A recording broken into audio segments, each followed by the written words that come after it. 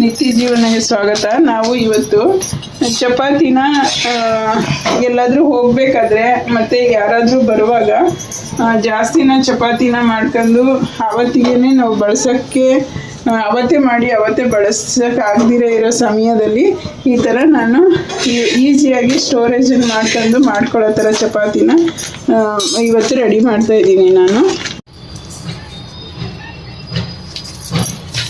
ಚಪಾತಿ ನಮಗೆ ಅರ್ಜೆಂಟ್ ಇರಬೇಕಾದ್ರೆ ಮತ್ತು ಎಲ್ಲಾದರೂ ನಾವು ಹೊರಗಡೆ ಹೋಗುವಾಗ ನಾಳೆ ಏನೋ ಕೆಲಸ ಇದೆ ಮತ್ತು ಯಾರೋ ಬರ್ತಾರೆ ಒಂದು ಫಂಕ್ಷನ್ಗಾಗಲಿ ಆ ಥರ ಬೇಕಾದಾಗ ನಾವು ಮುಂಚೆನೇ ರೆಡಿ ಮಾಡಿ ಇಟ್ಕೊಳ್ಳೋದು ಹೇಗೆ ಅಂತ ನೋಡೋಣ. ಇದು ಮಾಮೂಲಿ ಗೋಧಿ ಹಿಟ್ಟು, ಉಪ್ಪು ಮತ್ತು ನೀರನ್ನು ಹಾಕಿ ನಾವು ಕಲಸಿಟ್ಟಿದ್ದೀನಿ.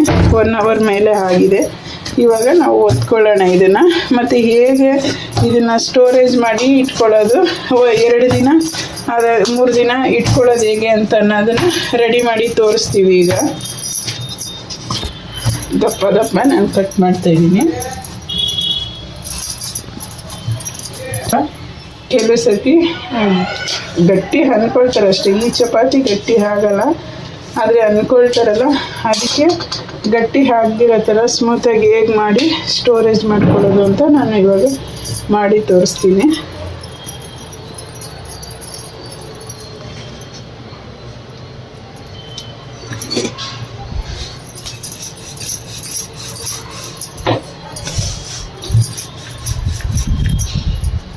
ನಮಗೆ ತೆಳು ಇದ್ದಾಗ ತೆಳು ಒತ್ಕೋಬೇಕು ಬೇಯಿಸುವಾಗ. ಅಂದರೆ ಸ್ವಲ್ಪ ದಪ್ಪ ತೆಳ್ಳಗೆ ಒತ್ತಕ್ಕಾಗಲ್ಲ. ಈ ಥರ ದಪ್ಪ ಅಂದರೆ ಎಷ್ಟು ಬೇಗ ಬೇಕಾದ್ರೂ ನಾವು ಲಟ್ಟಿಸ್ಕೋಬೋದು.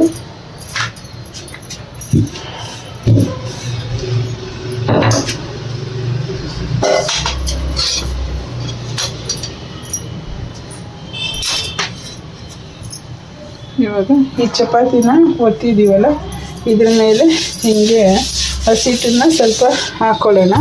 ಆವಾಗ ಜಾಗ ಎಕ್ಸ್ಟ್ರಾನೂ ಬೇಕಾಗೋದಿಲ್ಲ. ಒಂದೇ ಸತಿ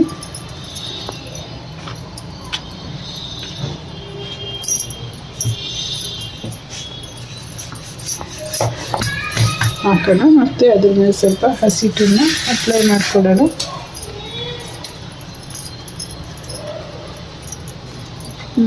ಬಿಡು.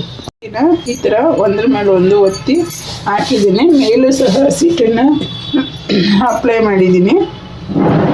ಇವಾಗ ನಾವು ಮಡ್ಚಿದ್ದವೆಲ್ಲ ಒಂದು ಸ್ವಲ್ಪ ಹಾಕಿದ್ರೆ ನಮಗೆ ಲೇಯರ್ಸ್ ಆಗಿ ಚೆನ್ನಾಗಿ ಬರುತ್ತೆ.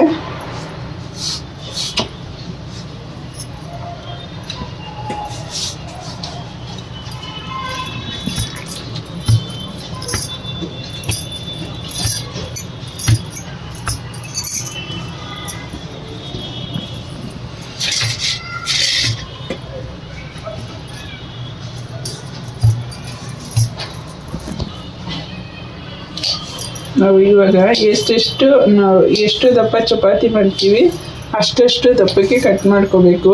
ಇದು ತುಂಬ ಒಂಥರ ಲೇಯರಾಗಿ ಮತ್ತು ಒಂದು ಸ್ವಲ್ಪ ಹೊತ್ತು ಚಪಾತಿ ಹಾಕಿದ್ರೆ ಕೆಲವರು ಗಟ್ಟಿ ಆಗುತ್ತೆ ಅಂತಾರೆ. ಇದು ಗಟ್ಟಿ ಬರೋದಿಲ್ಲ. ಇವಾಗ ಒತ್ತಿ ತೋರಿಸ್ತೀನಿ. ನಾನು ಒಂದಕ್ಕೆ 6 ಹಾಕಿದ್ದೀನಿ. ಇದರಲ್ಲಿ 5 ಇದೆ. ಇದನ್ನು ಸಹ ಹಂಗೆ ಮಾಡ್ಕೊಳ್ತೀನಿ.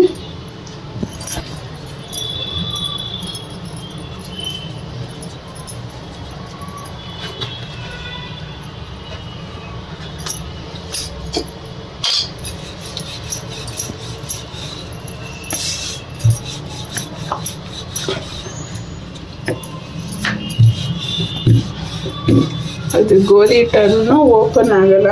ಒಂಥರ ನಾವು ಮುರಿದು ತಿನ್ನಬೇಕಾದ್ರೆ ಲೇಯರ್ ಆಗಿ ಚೆನ್ನಾಗಿ ಬರುತ್ತೆ.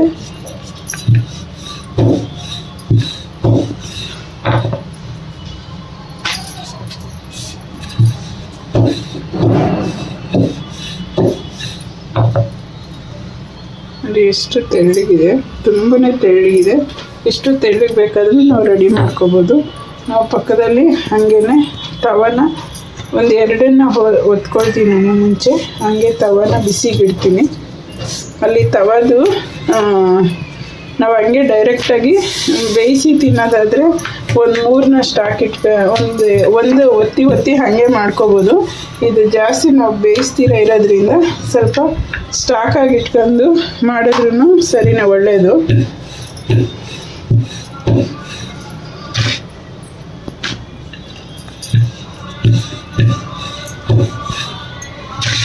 ಬರುತ್ತೆ ಚೆನ್ನಾಗಿ ಕಲ್ಲು ಬಿಸಿ ಬಂದಮೇಲೆ ನಾವು ಹಿಂಗೆ ಹಾಕೋಬೇಕು. ಸುಮ್ಮನೆ ಹಿಂಗೆ ಒಂದ್ಸತಿ ಹಾಕಿ ಹಿಂಗೆ ತೆಗಿಬೇಕು. ನಾನು ಆಯಿಲ್ ಏನೂ ಹಾಕಲ್ಲ ಇವಾಗ.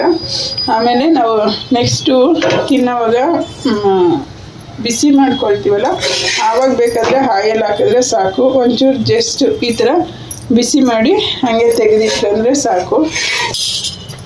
ಆರೋದಕ್ಕೆ ಇಟ್ಕೋಬೇಕು.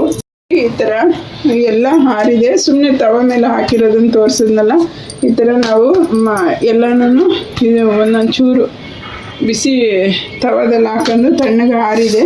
ಇವಾಗ ನಾವು ಇದನ್ನು ಈ ಥರ ಕವರಲ್ಲಿ ಹಾಕೊಳ್ಳೋಣ.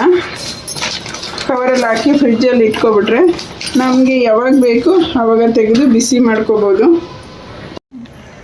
ಇವಾಗ ನೋಡಿ ನಾನು ಒಂದು 10-20 ಚಪಾತಿನ ಇದರಲ್ಲಿ ಕವರಲ್ಲಿ ಸ್ಟೋರೇಜ್ ಮಾಡಿದ್ದೀನಿ.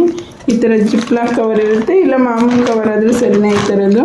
ಇದನ್ನು ಫ್ರಿಜ್ಜಲ್ಲಿ ಇಟ್ಕೊಂಡು ನಮಗೆ ಬೇಕಾದಾಗ ತೆಗೆದು ಬಿಸಿ ಮಾಡ್ಕೋಬೋದು. ಮತ್ತು ಅರ್ಜೆಂಟು ಅನಿವಾರ್ಯ ಇವಾಗ ಏನೋ ಗೆಸ್ಟ್ಗಳು ಬಂದಾಗ ಇದನ್ನೆಲ್ಲ ಮಾಡ್ತಾ ಕೂತ್ಕೊಳ್ಳೋಕ್ಕಾಗಲ್ಲ, ನಾನೀಗ ಫ್ರಿಜ್ಜಲ್ಲಿ ಇಡ್ತೀನಿ. ಇದನ್ನು